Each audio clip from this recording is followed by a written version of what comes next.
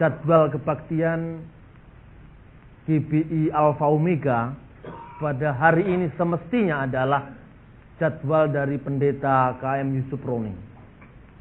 Tetapi karena beliau tidak bisa membagi waktu karena harus kembali ke Amerika, maka biasanya yang disuruh ganti saya.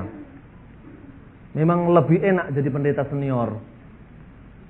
Saya ditelepon sebelum ditelepon Pak David, ditelepon dulu. Pak Bambang harus mengganti saya. Wah lah, saya apa ada acara di tempat lain. Kebetulan memang saya lihat acaranya pas kosong. Ini pokoknya Pak Bambang harus. Ini Tuhan saja tidak mengharuskan. Pak Yusuf Roni mengharuskan. Baru setelah itu Pak David telepon saya. Saudara-saudara, pendeta Yusuf Roni seringkali minta kepada saya untuk mengganti. Bukan karena pilih-pilih, katanya Pak Yusuf. Agar tema yang saya sampaikan itu sambung. Karena kami sering mengadakan pertemuan-pertemuan bersama yang intinya bagaimana memberkati bangsa ini secara lebih tepat, kontekstual. Karena itu kalau saudara-saudara baca di Jawa Pos kemarin, itu ada STT Apostolos yang dipimpin oleh beliau, dan itu barangkali kontroversial di Indonesia. Karena 40% dari kurikulumnya itu adalah studia Islamika. Dan yang mengajar dan ketua program studinya semua dari IAIN Syarif Hidayatullah. Banyak pendeta-pendeta yang kritik. Ini STT model apa? STT kok dosennya IAIN. Nah, kenapa kita melakukan itu? Saya juga salah seorang pemikirnya dari belakang itu sebetulnya. Kenapa? Terlalu lama umat beragama di Indonesia itu. Kalau di IAIN diajar kristologi, yang mengajar itu orang Islam, otomatis yang dimenangkan ya Islamnya. Kristologi versi Islam. Demikian juga di sekolah-sekolah Alkitab. Kalau disebut Islamologi, yang ngajar juga orang Kristen. Mesti intinya dicari-cari kelemahannya Islam supaya Kristen paling bagus. Nah sekarang model seperti itu paradigma lama. Paradigma zaman Soeharto harus ditinggalkan. Sekarang bagaimana seorang kiai, seorang ulama, seorang ahli agama Islam mengajar tentang agama mereka sendiri. Dan mestinya IAIN juga fair. Kita diundang dan kita mengajar tentang apa yang kita yakini. Beberapa IAIN memang sudah fair. Saya diminta mengajar di IAIN dalam kuliah tamu IAIN Sunan Gunung Jati di Bandung. Juga beberapa mahasiswa dari IAIN Syarif Hidayatullah.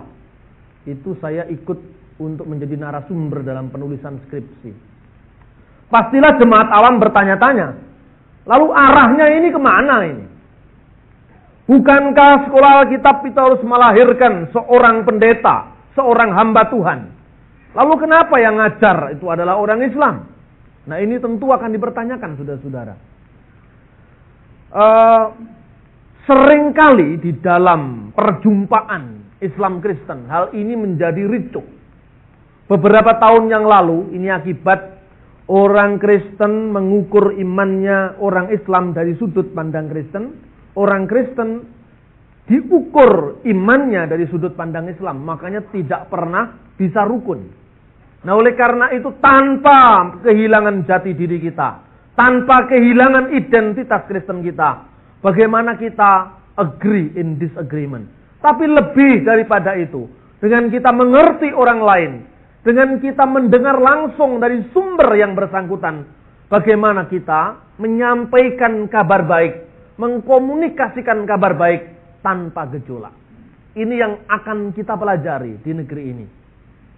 Saya ingin sampaikan beberapa contoh kasus. Sehingga kenapa kita pada pagi hari ini harus membahas satu tema. Tuhan orang Kristen tidak tiga. Atau Kristen tidak menyembah tiga Tuhan.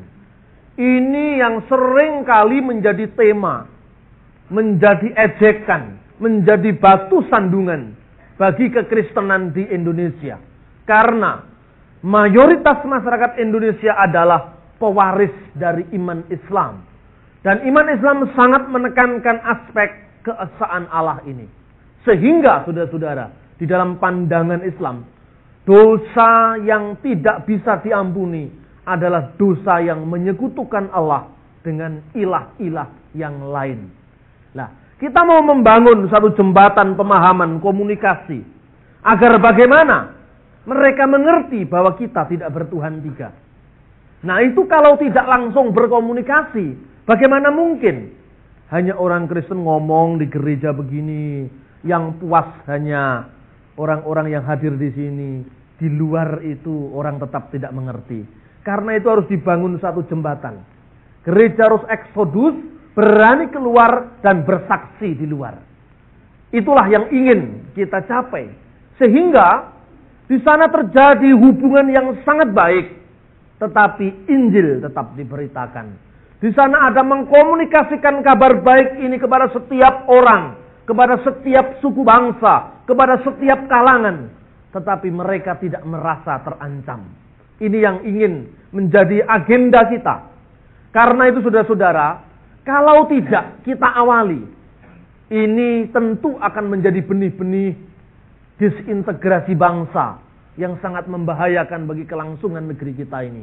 Beberapa tahun lalu, 20 tahun lalu, peristiwa ini pernah meruncing. Ketika itu Majelis Ulama Indonesia mengeluarkan suatu fatwa yang intinya bahwa setiap orang Islam, setiap Muslim itu hukumnya haram untuk menghadiri perayaan Natal bagi orang Kristen. Karena apa? Dalam konsideran Majelis Ulama itu dikatakan orang Kristen bisa mengerti, orang Islam bisa mengerti bahwa orang Kristen itu memperingati hari kelahiran Isa Al-Masih. Dan bagi kami orang Islam, katanya Quraisy Shihab, kami mengakui Isa Al-Masih itu ada. Kami menghormati, kami menjunjung tinggi kenabian Isa Al-Masih. Ada yang kelompok yang mengatakan pokoknya ketemu orang Kristen salaman aja tidak boleh. Tetapi ada yang mengatakan, apa salahnya hanya mengucapkan salam saja? Selamat Natal, tidak ada salahnya. Karena bukankah Al-Quran juga mengucapkan selamat Natal pada Isa Al-Masih? Lu mana ayatnya? Di surat Maryam ayat 33, wassalamu alayya yauma walitu, yauma amutu, wa yauma yub'atsu. Sejahteralah, selamatlah ketika aku dilahirkan. Nah, itu kan sama dengan selamat Natal. Ketika aku mati dan ketika aku bangkit kembali, itu kan selamat Paskah. Jadi sama dengan selamat Natal, selamat Paskah. Itu kan artinya seperti itu. Tapi bukankah pemahaman Islam dan Kristen berbeda tentang Yesus? Beda itu kan soal yang meyakini. Tapi dalam konteks sosial kita bisa bersama-sama. Hukum Allah itu ada dua. Kasihlah Tuhan dengan segenap hatimu, dengan segenap kekuatanmu, dengan segenap akal budimu. Satu.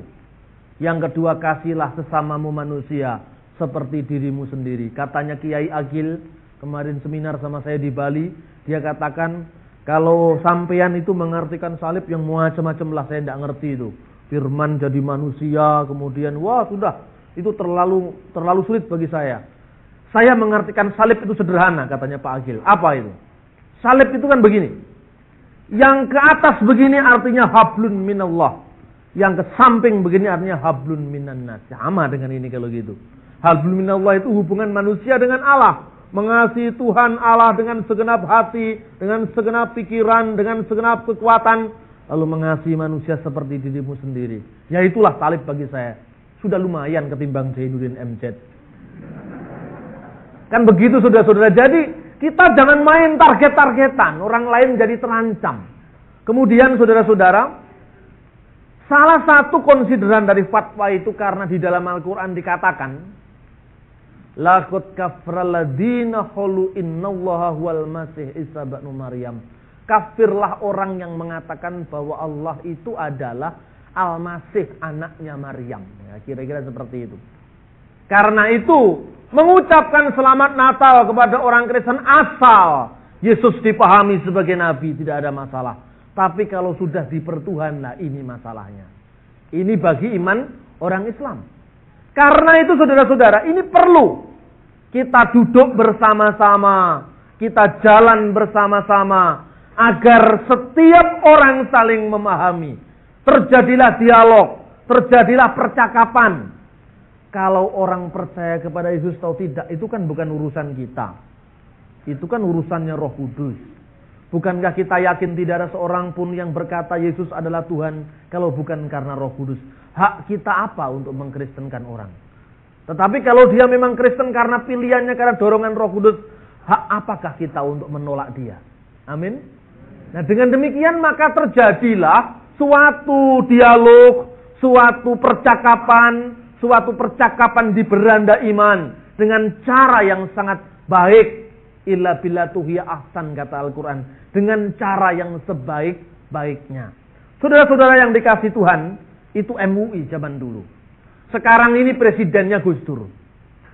Presiden Gus Dur ini adalah tokoh dari dialog agama-agama. Ketika beliau belum jadi presiden, di Ciganjur selalu diadakan dialog-dialog semacam itu, di mana orang Islam, Kristen, Hindu, Buddha, Konghucu, Katolik, semua ada di sana. Ketika Gus Dur sekarang jadi presiden, Pak Agil bicara kepada saya, ayo mas kita bikin di Jakarta lagi di rumah saya. Sekarang kiainya sudah jadi presiden. Karena barangkali itu sekarang doanya dipindah ke rumah saya, suatu saat supaya saya juga jadi presiden seperti Gus Dur. Saudara-saudara yang terkasih dalam Tuhan, dialog-dialog semacam ini perlu kita adakan. Dan inilah saya membaca dan menangkap apa yang dikatakan Pak Yusuf seperti itu. Kalau tidak, ini akan sulit dalam membina komunikasi iman, ini akan sulit. Bisa-bisa gini, kita dirikan gereja besar, gereja mercusuar. Backing kita adalah pejabat. Ya kalau pejabatnya seterusnya jadi pejabat. Kalau besok lengser, kita bingung lagi cari gondelan dari atas. Yang paling utama, idealnya, kita tidak minta perlindungan pada siapa-siapa kecuali pada Tuhan Yesus. Amin. Tapi yang kedua, setelah beres hubungan kita dengan yang atas, bagaimana hubungan kita, komunikasi kita ke samping, ke sesama kita, ke tetangga-tetangga kita. Ini perlu sekali. Agar apa? Walaupun mereka belum sampai kepada yang kita imani. Orang mengatakan, kalau seorang mengerti dan bisa mendudukkan masalahnya, seorang kalaupun belum jatuh cinta, tapi tidak lagi melemparkan kritik buta. Itu yang menjadi masalah. Karena itu, di Bali, di Jakarta, saya mencoba membangun jembatan-jembatan semacam ini. Agar orang-orang Kristen itu tidak hanya bangga berkaca seperti gadis puber di kamarnya masing-masing, kemudian dia memuji dirinya paling cantik, sementara dia tidak tahu dunia luar. Ini yang membuat gereja terjebak dalam kebanggaan. Memang kita bangga memiliki Allah, kita bangga memiliki Yesus betul. Tetapi lebih bangga lagi apabila kita memiliki Dia dan kita bisa mengkomunikasikan secara terbuka kepada setiap orang sesuai dengan pesan kitab suci, panta ta etni, kepada suku-suku bangsa. Dengan demikian setiap bangsa mendengar namanya tanpa dibatasi oleh cara pandang, oleh kebudayaan, oleh cara hidup yang berbeda-beda. Karena itu kemarin saya di Bali dikritik banyak. Dan pengkritiknya kebanyakan dari orang Kristen. Katakan gini, Pak Bambang untuk apa bikin-bikin seperti itu? Toh di sana kita tidak bisa menginjil. Toh di sana kita tidak bisa mengabarkan Injil. Untuk apa kita duduk-duduk dengan kiai? Untuk apa kita duduk-duduk dengan tokoh Hindu? Saya bilang, segala sesuatu itu ada step by step. Tidak bisa main seruduk saja. Situasinya seperti apa? Situasi bangsa sekarang ini sedang terancam pecah belah. Masa Anda bikin iklan terus, di luar Yesus neraka, di luar Yesus neraka, diantemi orang banyak kita. Kita harus tahu situasi. Kata Tuhan Yesus, kita harus pandai membaca tanda-tanda zaman. Kita tidak bisa menyamakan.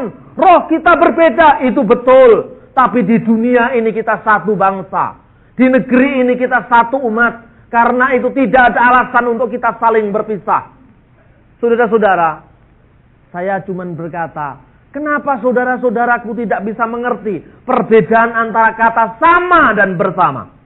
Kita tidak akan sama, tidak menyama-nyamakan, dan tidak mungkin sama dengan yang lain. Amin. Tetapi tidak sama bukan berarti tidak bisa bersama. Ini yang penting. Kita bersama membangun dialog, membangun persahabatan. Kamu katakan kamu mengasihi Allah, kamu bohong, kata Rasul Yohanes. Bagaimana kamu mengasihi Allah yang tidak kelihatan? Jikalau kamu mengasihi sesamamu yang kelihatan saja, kamu tidak mampu. Ini yang menjadi masalah. Karena itu saya katakan saudara-saudara, bisalah kita membedakan antara kata sama dan bersama. Kata sandang, kata sifat, kata benda itu harus dipahami. Karena itu apa? Kalau enggak, rancu dan kacau.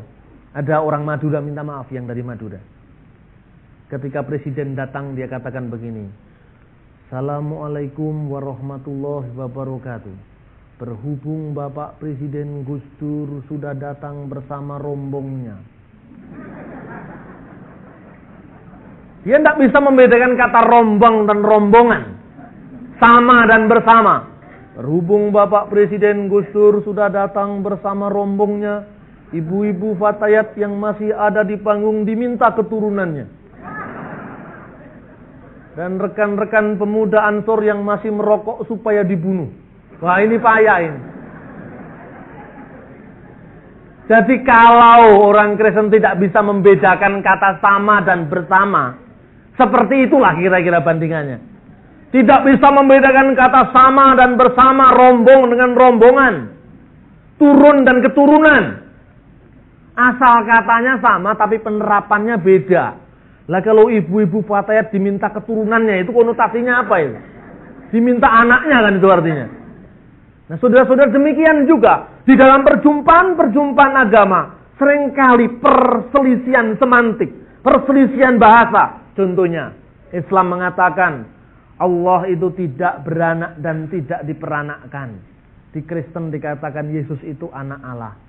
Kalau tidak memahami konteksnya masing-masing, akan tabrakan terus. Masa orang Kristen itu Tuhannya beranak? Siapa yang mengatakan Tuhannya beranak? Tidak ada itu.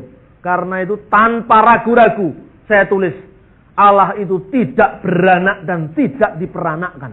Maksudnya secara fisik. Setiap kata anak tidak berarti harus berarti beranak. Tidak. Nah, kita akan belajar bagaimana Kristus dalam bagian ini, saudara-saudara. Para ahli Taurat itu mengerti bahwa Yesus seringkali mengadakan jawaban yang tepat, yang kontekstual, yang sesuai dengan keadaan, tetapi tegas dan berwibawa dalam prinsip. Karena itu, ahli Taurat itu mungkin hendak ingin mencobai Yesus. Seperti apa pemahaman dia? Hukum manakah yang paling utama, katanya. Hukum manakah yang paling utama? Dalam bahasa Ibrani, hukum yang utama itu adalah misvah, harisona. Rison itu satu. Hukum yang terutama. Misvah atau hukum manakah yang paling utama dari segala hukum yang ada. Kemudian tanpa diduga-duga, Yesus mengutip Ulangan pasal 6 ayat 4. Dan Ulangan pasal 6 ayat 4 itu adalah sahadatnya orang Yahudi. Kredonya orang Yahudi pada zaman itu. Biasanya saudara-saudara, orang Yahudi itu kalau sembayang, ini orang Yahudi. Saudara tahu Yahudi itu orang Israel yang belum percaya pada Yesus. Jadi mereka itu kitabnya perjanjian lama, tidak percaya perjanjian baru. Mereka membaca buku-buku nabi-nabi itu, tetapi Yesus belum diakui sebagai Mesias. Mereka masih menunggu Mesias itu. Pernah suatu saat David Kores diharap-harapkan jadi Mesias.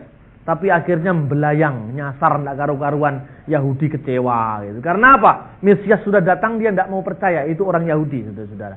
Nah, di dalam sahadatnya orang Yahudi, kalau dikatakan Yesus masuk ke rumah ibadat, misalnya di Kapernaum, di Nazaret, itu artinya jangan dibayangkan ini gereja Pantekosta atau gereja GPIB, jangan. Itu rumah ibadah orang Yahudi. Kalau dikatakan bait Allah di Yerusalem, yang sekarang jadi tembok ratapan itu saja, Dan lokasi bait Allah itu sekarang menjadi Masjid Umar, Dome of the Rock yang disebut dalam bahasa Arab Qubatus Sokroh itu. Masjid Kubah Batu. Dulu di situ bait Allah itu. Bait Allah itu kira-kira kalau Katolik katedral gitu.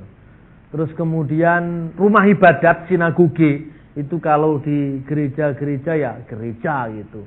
Kalau di Islam kira-kira bait Allah itu Mekahnya gitu.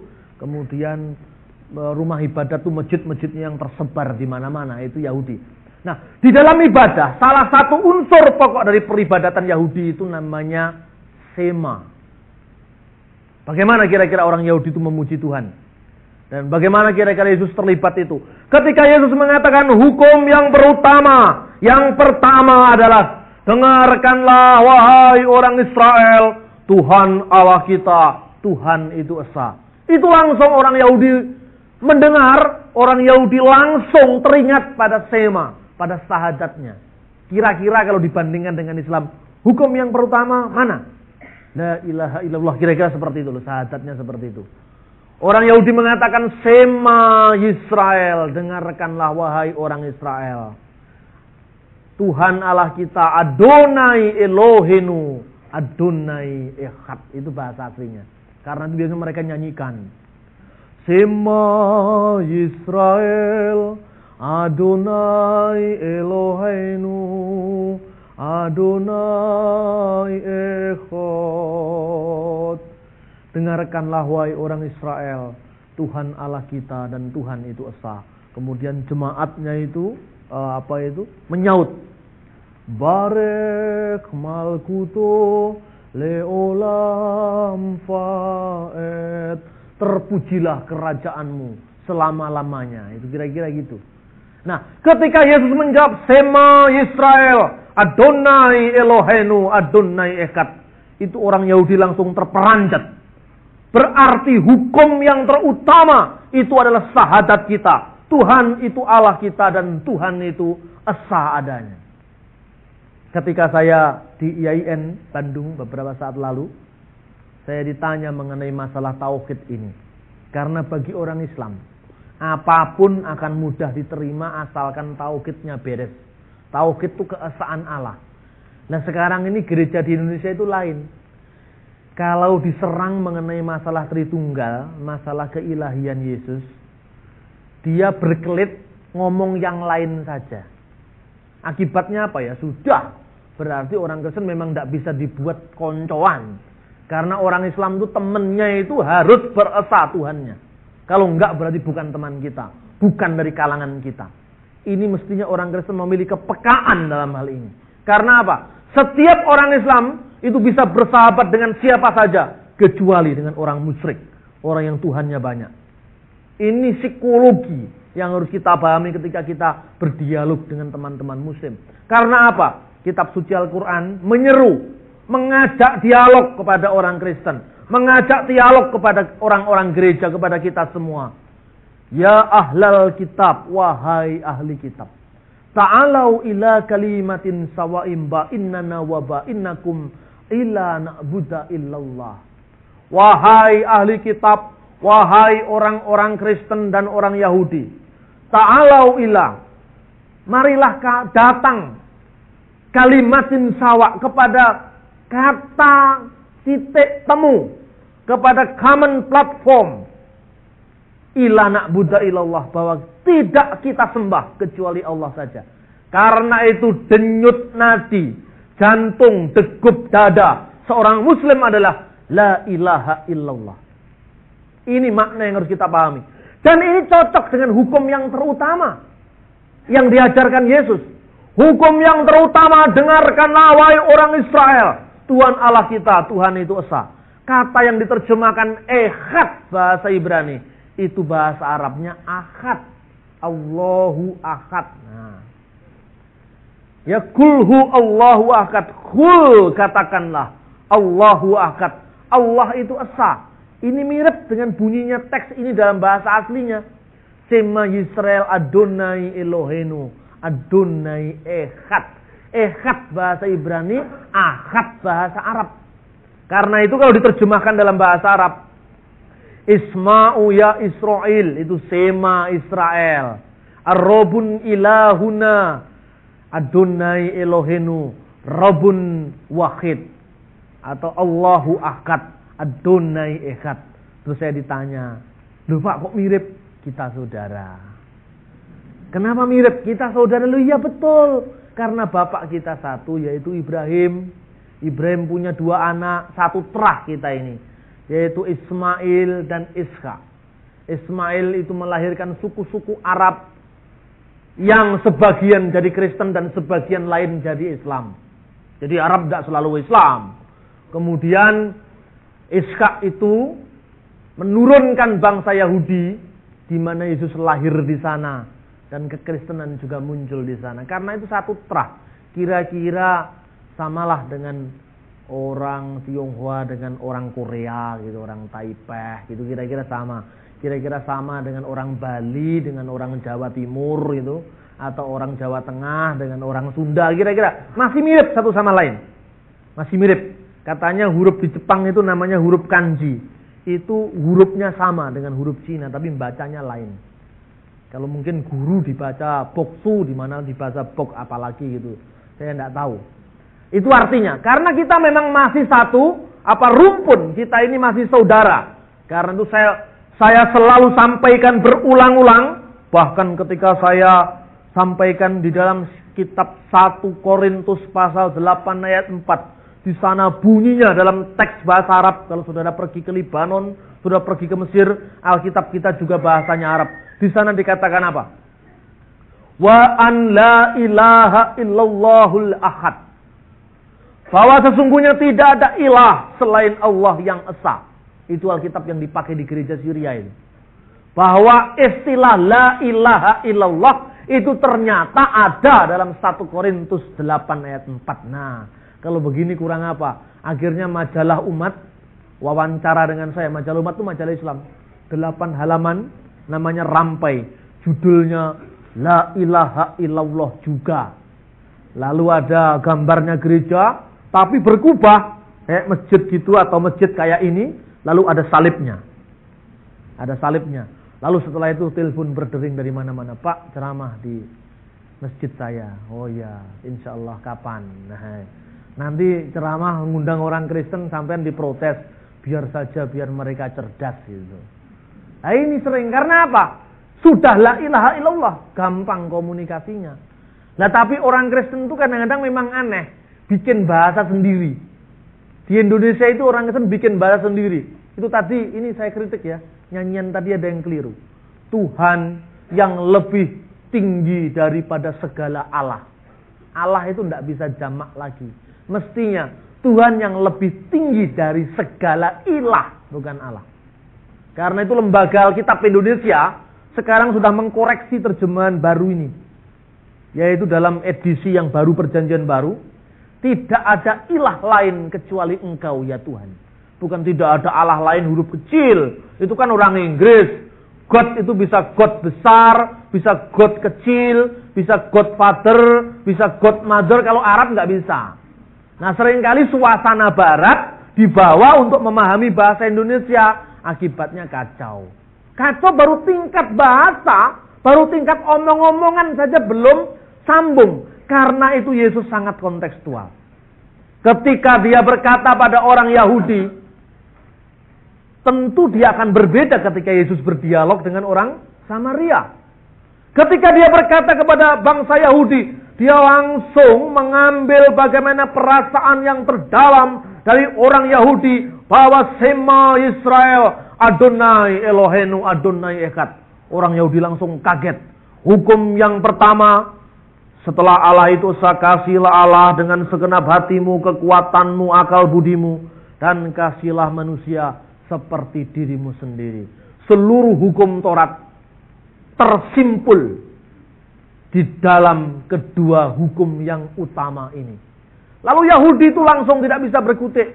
Benar ya guru, bahwa tidak ada ilah selain engkau. Tidak ada yang lain selain Tuhan. Karena itu dikatakan la ilaha illa huwa. Tidak ada ilah lain selain dia yang satu-satunya yang esa itu. Lalu bagaimana tentang Tritunggal? Nah ini masalahnya. Lalu bagaimana kita menjelaskan tentang aspek ketritunggalan. Seringkali ketika GPIB sampai hari ini memiliki buku katekisasi, judulnya adalah Jalan Keselamatan.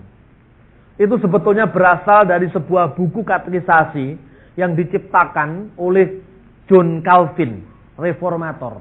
Ketika Calvin membuat buku Katekismus Heidelberg, ketika itu Calvin tidak bertemu dengan kiai-kiai Islam. Calvin tidak bertemu dengan rabi-rabi Yahudi. Terus dengan demikian, buku yang namanya Katekismus Heidelberg itu ditulis untuk menjawab konflik Protestan Katolik. Makanya ketika buku itu dipaksakan di Indonesia, seorang menjadi Kristen seumur hidup tidak pernah bisa menjawab kenapa Allah itu Tritunggal. Kenapa Yesus disebut Tuhan? Kenapa Yesus disebut anak Allah? Pokoknya ya itu aja, diterima kan gitu. Ini akibatnya apa? Pola dari barat itu langsung ditransfer, langsung disalin tanpa diterjemahkan ulang dalam konteks yang baru. Ketika gereja Injili di Amerika muncul, agenda utamanya adalah menghadapi kecenderungan teologi Protestan yang mulai liberal, mulai tidak percaya dengan Alkitab. Ketika itu muncul kelompok Injili. Kelompok Injili ketika membuat buku-buku pelajaran mereka tidak pernah ketemu dengan kiai, tidak pernah ketemu dengan rabi Yahudi yang mempersoalkan keesaan Allah. Ketika gereja sudah begitu mapan, begitu liturgis, begitu dingin, begitu tidak tersapa, begitu cool katanya anak-anak muda sekarang. Jadi ke gereja itu tidak ada tidak ada emosi yang bisa dimunculkan. Ke gereja bawa Alkitab, kitabnya warna hitam, pendeta pakai jubah warna hitam juga, kemudian jalannya serba angker, sampai malaikat pun enggan untuk meliriknya, ya kan? Ini gereja-gereja model zaman dulu. Ketika ketemu dengan jemaat, pendeta jarang menebar senyum, ya jalan saja naik ke mimbar, mari kita berdoa. Setelah itu 15 menit khotbah, pulang tanpa saling menyapa. Ketika itu muncul gereja Pentakosta. Semangat Pentakosta ingin membarui gereja yang sudah cenderung membeku menjadi ritualisme yang kering. Tetapi gereja Pentakosta juga tidak pernah bertemu orang-orang yang mempersoalkan mengapa Yesus disebut anak Allah, mengapa Tuhan disebut Tritunggal, mengapa Yesus itu disebut sebagai Tuhan. Karena itu ketika Pentakosta semangatnya ditransfer ke Indonesia, teka-teki mengapa Tuhan disebut anak Allah, mengapa Yesus disebut Tuhan, mengapa Allah Tritunggal, tetap tidak terjawab. Ketika gereja Pentakosta sudah mulai menyebar berdiri di mana-mana, kemudian terjadi suatu keengganan tertentu, muncul kelompok karismatik. Ketika muncul kelompok karismatik yang dihadapi Pentakosta, ketika muncul kelompok Pentakosta yang dihadapi Injili Protestan, ketika muncul Protestan yang dihadapi Katolik, jadi gereja selama ini muter-muter di kandangnya sendiri, tidak pernah go public, tidak pernah go internasional, tidak pernah keluar. Karena itu bahasa teologisnya asing, penampilannya asing, seperti tamu asing di negeri sendiri. Itu yang ingin kita barui dengan semangat baru, semangat revival yang baru, yang memberkati lebih banyak orang lagi. Karena itu tidak usah disalahpahami. Ketika misalnya kita ngundang seorang kiai, biar tahu, biar Kristen ini loh, sehingga orang Islam tidak mau bergaul dengan kamu. Karena ini, supaya dengar sendiri dari sumbernya langsung. Yang kedua, Yesus sangat kontekstual. Ketika orang Yahudi bertanya, dia langsung mengutip Sema. Kita ibaratkan gereja-gereja di Indonesia ini, saudara-saudara. Kakinya satu ada di bumi Indonesia, satunya di Jerman. Satu di bumi Indonesia, satunya di Amerika. Makanya serba canggung. Barat yang enggak, didapat orang barat kulitnya hitam. Mau dianggap orang Indonesia, tapi kok nyeleneh, lain sendiri. Nah ini yang mencoba kita barui. Karena itu sama saja kira-kira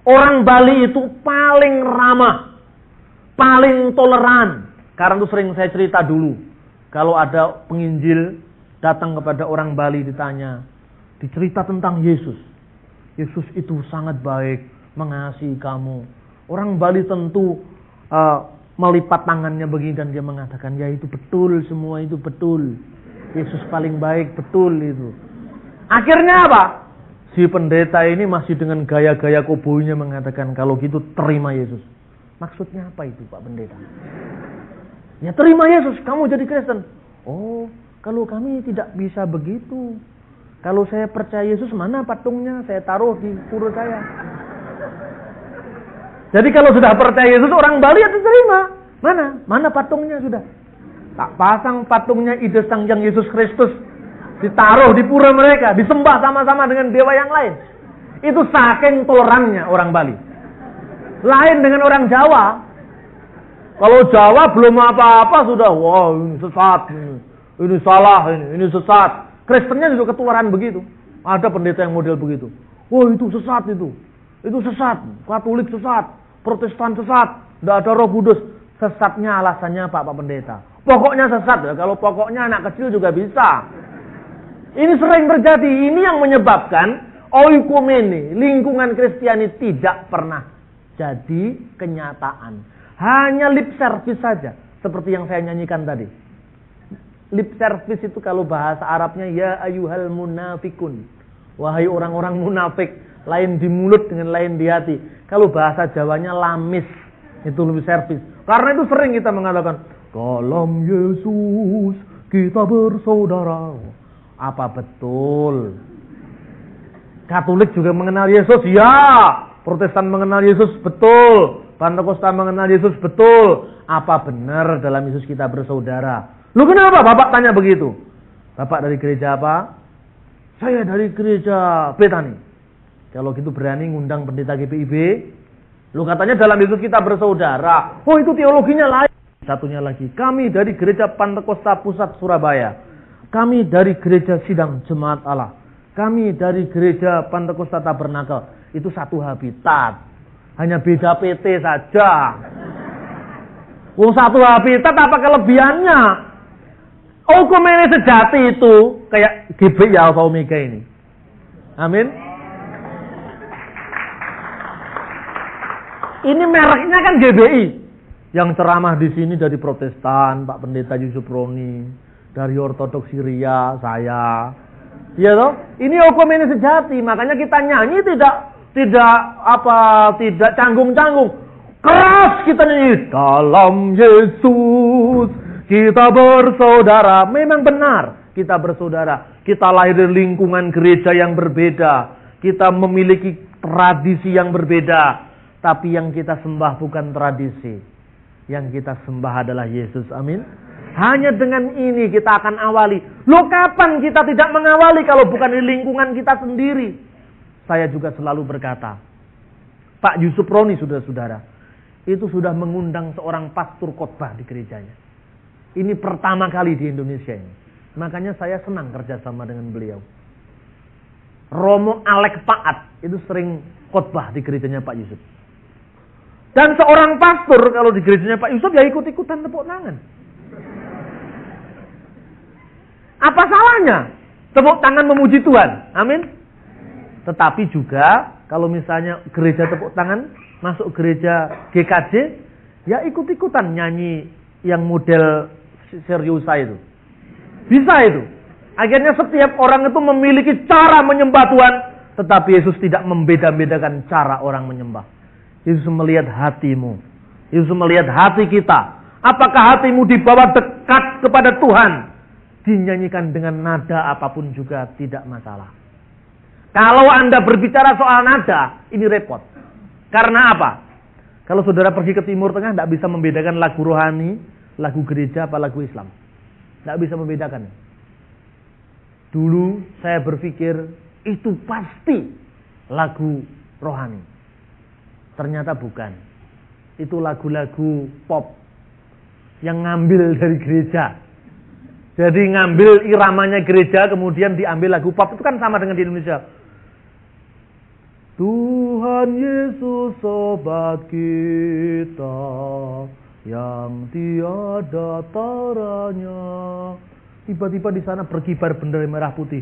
Kulihat ibu pertiwi sedang bersusah hati. Saya pikir ini siapa yang jiplak siapa ini? Jadi tidak selalu kalau soal nada Anda repot sendiri. Tidak bisa. Roh Kudus dibatasi dengan cara tertentu, musik tertentu, nada tertentu. Kalau di Timur Tengah, hampir tidak ada orang Kristen yang lagunya model seperti kita. Karena memang seleranya orang Timur Tengah itu beda. Coba lagi lagunya, energik tapi mendayu. Kalau kita kan energic loss kita ini. Ya energic loss. Misalnya lagu apa itu yang tadi dinyanyikan? Energic loss itu lagunya. Jadi menggebu-gebu. Tas, tas, tas, tas. Kalau di Arab kan tidak. La la la la la seperti gini. La la la la la la la la la la la la la. Jadi ada masihnya aja ininya. Itu jadi karakter itu beda. Karena itu kita perlu bagaimana membawa Injil ini dalam karakter yang berbeda, budaya yang berbeda, sehingga apa yang dikatakan Alkitab kepada bangsa-bangsa, segala bangsa, kol hagoyim, panta ta'etni, semua suku-suku bangsa, semua etnis bangsa.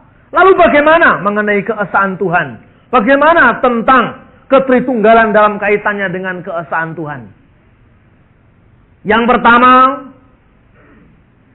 dan yang kedua, ada dua hal yang saya sampaikan pada akhir daripada khutbah ini, dan siang nanti kita akan buka tanya jawab, khususnya setelah saya membahas tentang makna anak Allah dalam tradisi Kristen.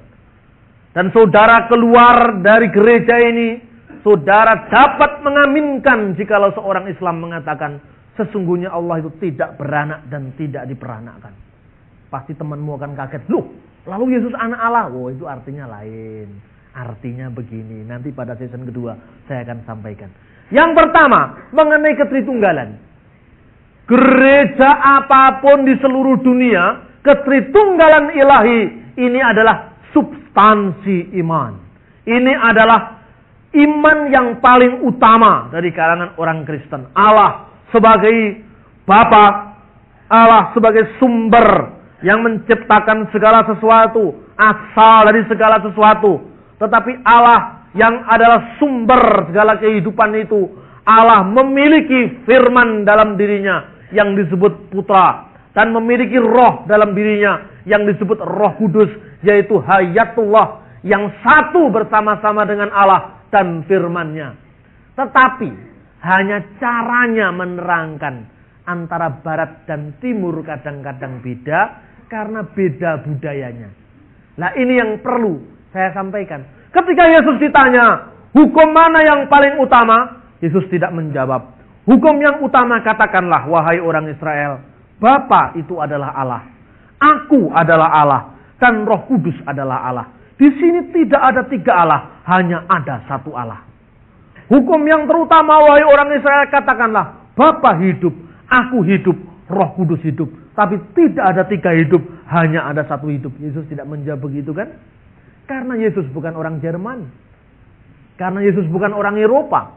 Lah, selama ini dalam penjelasan mengenai masalah ketritunggalan, kita sering keliru di dalam menyampaikan ini. Contohnya, orang Kristen membuat satu buku, judulnya Dasar yang Teguh, karangan Wesley Brill. Ketika seorang Muslim ingin tahu apa yang dipercayai orang Kristen, pertama-tama dijelaskan pendeta bahwa Allah itu esa dan tidak ada selain Dia. Oh, dia bisa mengerti. Tetapi begitu disuruh baca buku ini, pulang malah jadi bingung. Kenapa? Kalau Allah itu esa, kenapa harus dikatakan dalam satu buku yang tebal ini bab tentang Allah Bapa, bab tentang Allah Putra, bab tentang Allah Roh Kudus? Jadi diurai begitu panjangnya, misalnya begini. Bapa itu adalah Allah yang sejati. Bapa itu pencipta, ayatnya Kejadian 1 ayat 1. Putra itu pencipta, ayatnya Yohanes 1 ayat 3. Roh Kudus itu pencipta. Ayatnya Yehezkiel pasal sekian ayat sekian. Apa kira-kira seperti itu? Orang malah bingung. Satu pencipta atau tiga pencipta? Coba dicek dulu ayatnya. Mana Bapa itu pencipta? Kejadian 1 ayat 1. Pada mulanya Allah menciptakan langit dan bumi. Oh ya betul, Allah pencipta. Lalu Allah itu kita tafsirkan Bapa. Lalu Putra pencipta. Yohanes 1 ayat 3. Segala sesuatu diciptakan oleh Dia. Dan tanpa Dia tidak ada sesuatu pun yang jadi dari segala yang dijadikan. Kalau dipotong-potong gitu memang benar saudara-saudara. Tapi tolong, sebelum baca Yohanes 1 ayat 3, baca mulai ayat pertama. Setelah kita membaca Kejadian 1 ayat 1, bacalah sampai ayat 3. Apakah bisa dilepaskan antara Bapa, Putra dan Roh Kudus? Tidak bisa. Bapa pencipta, pada mulanya Allah menciptakan langit dan bumi. Beresit bara Elohim et hasamayim be'et sa'aret. Tapi masih ada sambungannya. Bumi belum terbentuk. Gelap gulita, kosong menutupi samudra raya. Dan roh Allah melayang-layang di atas permukaan air. Lah itu ada roh. Untuk apa dia melayang-layang? Dia memberikan kehidupan. Dia memberikan benih kehidupan pada alam semesta. Lalu berfirmanlah Allah. Jadilah terang, maka terang itu jadi. Allah yang dikatakan Bapa yang mencipta tadi, mencipta dengan apanya? Dengan firman-Nya. Kejadian 1 ayat 3. Siapa yang memberi benih kehidupan kepada dunia yang baru diciptakan? Adalah roh Allah yang melayang-layang tadi.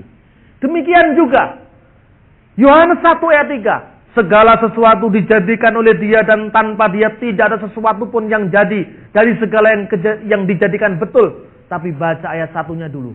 Pada mulanya adalah firman. Firman itu bersama-sama dengan Allah. Dan firman itu adalah Allah. Ia sejak semula bersama-sama dengan Allah. Segala sesuatu diciptakan oleh Dia. Dan tanpa Dia tidak ada sesuatu pun yang jadi dari segala yang dijadikan. Jadi, Dia di sini menunjuk firman. Firman yang ditunjuk menciptakan itu adalah firman yang bersama-sama dengan Allah. Dan firman yang adalah Allah yang tidak lepas dari Allah. Jadi tidak usah 3 kali. Malah orang bingung. Bapa pencipta, Putra pencipta, Roh Kudus pencipta. Cukup dikatakan Allah itu Maha Pencipta. Bagaimana Allah Maha Pencipta? Allah berkehendak untuk menciptakan. Lalu Allah menciptakan melewati sabdanya, mewujudkan melalui firman-Nya. Lalu memberi hidup melewati rohnya. Karena itu tidak bisa dipisah-pisahkan. Saya menulis buku. Saya menyelesaikan problem ini dengan tulisan saya. Lalu saya sumbangkan ini kepada Menteri Agama. Bagaimana supaya Kristen dan Islam di Indonesia dapat saling memahami? Saya menulis buku. Lalu wartawan bertanya kepada saya, Pak Bambang, saya mau konfirmasi. Oh silakan konfirmasi apa? Itu yang menciptakan usulan kepada Menteri Agama buku itu Pak Bambang atau pikirannya Pak Bambang atau rohnya Pak Bambang? Lalu wartawan ini mungkin akan saya jawab, kok nggak apa-apa rek gitu. Ya saya lewat pikiran saya dengan roh saya. Loh sebab apa? Tanpa roh, tangan saya tidak bisa bergerak untuk menulis. Tanpa pikiran, apa yang mau saya tuliskan? Sehingga buku ini adalah karya saya titik. Lewat pikiran dan roh saya. Jadi pikiran dan roh saya berada dalam diri saya satu, tidak terlepas. Karena itu ketika Yesus ditanya mengenai keesaan Allah, dia mengatakan Allah itu esa, titik. Bagaimana keesaan itu? Keesaan itu diterangkan dengan ketritunggalannya. Dengan demikian ketritunggalan tidak berbicara tentang berapa Allah. Tetapi bagaimanakah Allah yang esa itu. Ini penting. Ini konteksnya Indonesia. Bukan konteksnya masyarakat barat. Kalau orang barat kan cara berpikirnya gini. Besi dipanaskan memuai. Tembaga dipanaskan memuai. Satu lagi apa? Benda logam. Seng dipanaskan memuai. Seng benda logam. Apa itu? Tembaga logam. Besi logam. Jadi setiap benda logam dipanaskan memuai. Itu kalau cara pikirnya orang barat. Bapa itu adalah Allah. Putra itu adalah Allah. Roh Kudus itu adalah Allah. Tetapi tidak ada 3 Allah. 1 Allah. Itu diulang kira-kira sampai 11 kali. Bapa itu pencipta. Putra itu pencipta. Roh Kudus itu pencipta. Tidak ada 3 pencipta. Hanya ada 1 pencipta. Bapa itu Tuhan. Putra itu Tuhan. Roh Kudus itu Tuhan. Tidak ada 3 Tuhan. Hanya ada 1 Tuhan. Orang akhirnya bingung, saudara-saudara. Saking bingungnya, akhirnya orang baca banyak buku. Pak Harun Hadibiono mencatat, Bapa, Putra, dan Roh Kudus itu sejenis. Seperti jeruk pecel, jeruk keprok, terus kemudian jeruk manis. Nah, Tuhan kok disamakan dengan jeruk itu loh, bagaimana? Ada lagi buku yang menguraikan, oh, Tritunggal itu seperti 1 dalam 3, 3 dalam 1. Seperti H2O. Bisa jadi uap, bisa jadi gas, bisa jadi air. Nah, ini gimana ini? Orang jadi bingung semua.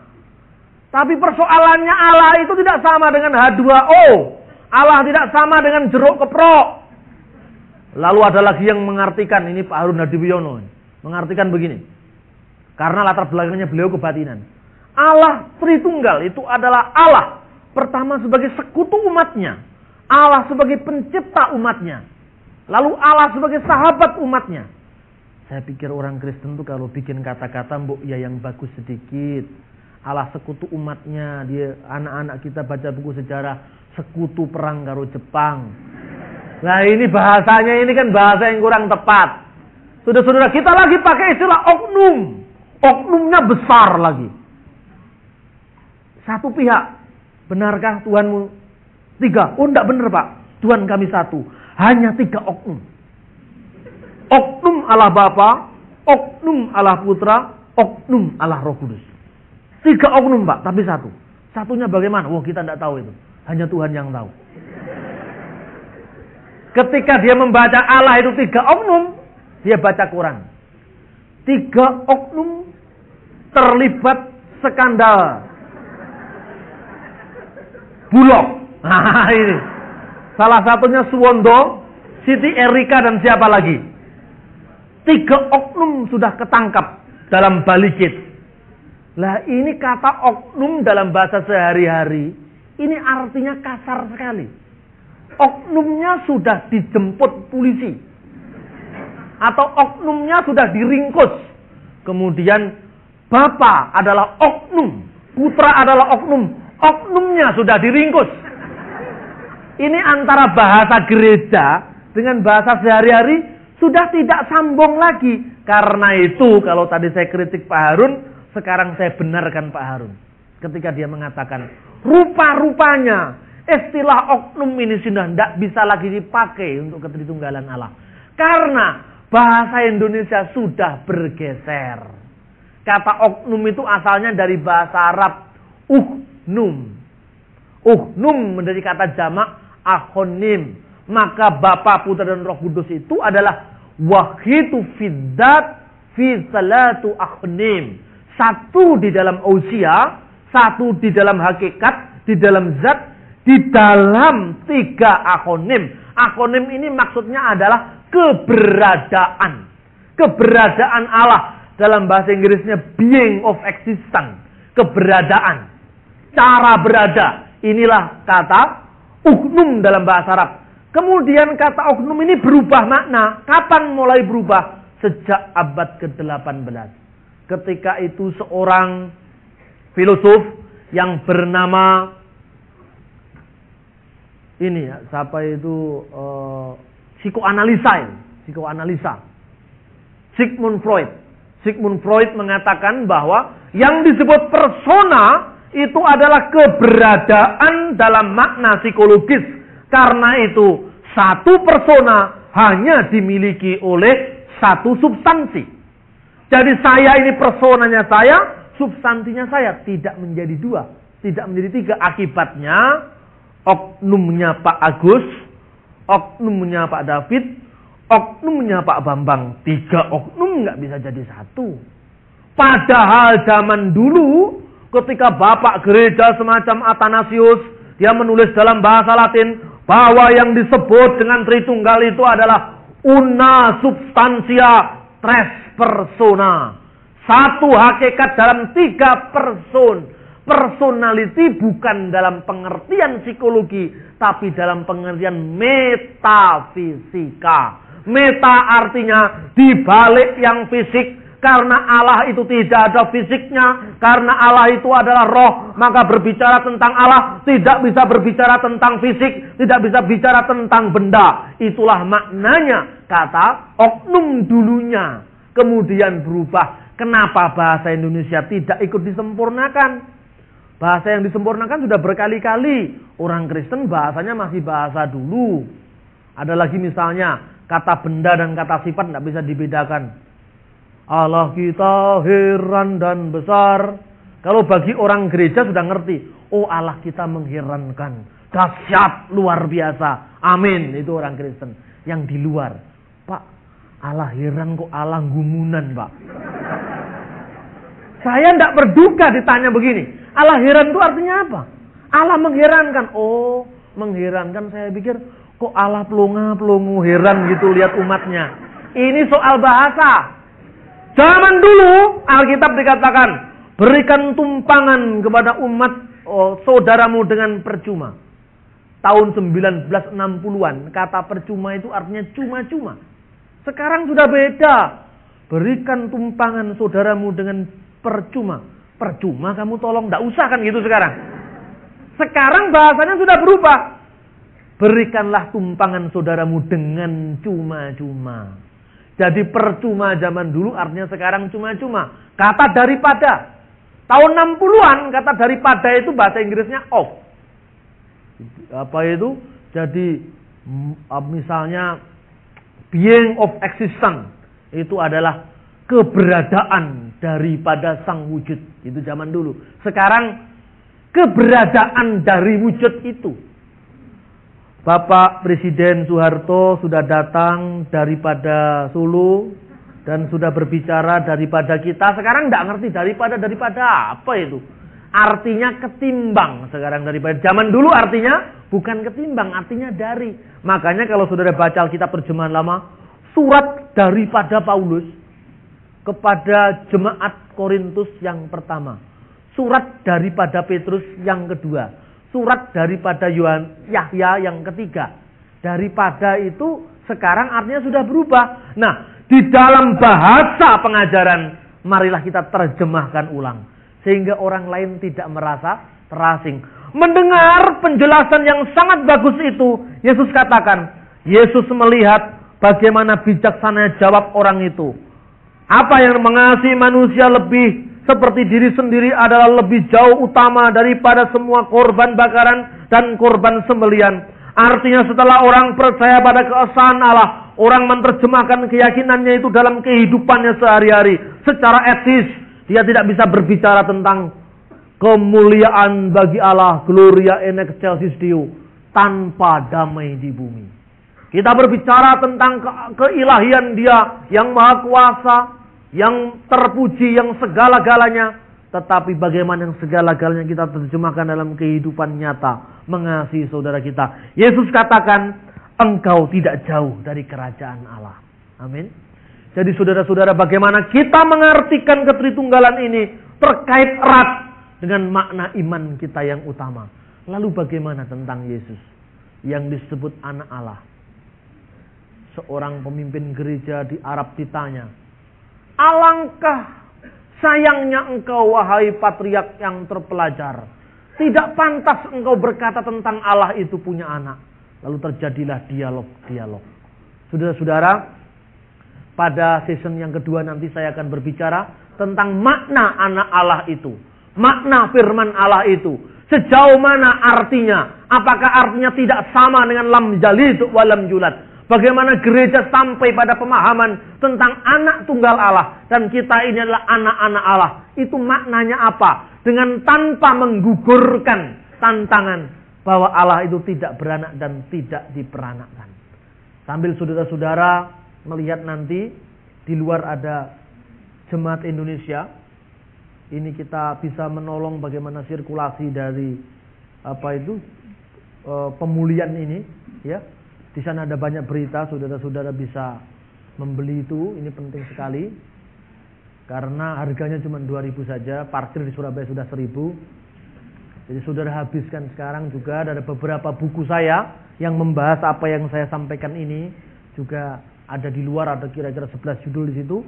Ceramah saya di IAIN, ceramah saya di Paramadina. Dan juga ada satu kaset yang saya sampaikan langsung di forum Islam tentang masalah ini. Kalau saudara di sini kan sama-sama Kristen toh, mesti saudara sudah percaya. Bagaimana menyampaikan hal-hal seperti ini kepada orang yang belum percaya. Itu ada di ceramah saya tahun lalu di Yayasan Paramadina. Kita akan bersyukur kepada Tuhan untuk semua ini. Mari kita berdoa dan kita akan ketemu dengan kajian yang berikut pada khutbah saya yang kedua.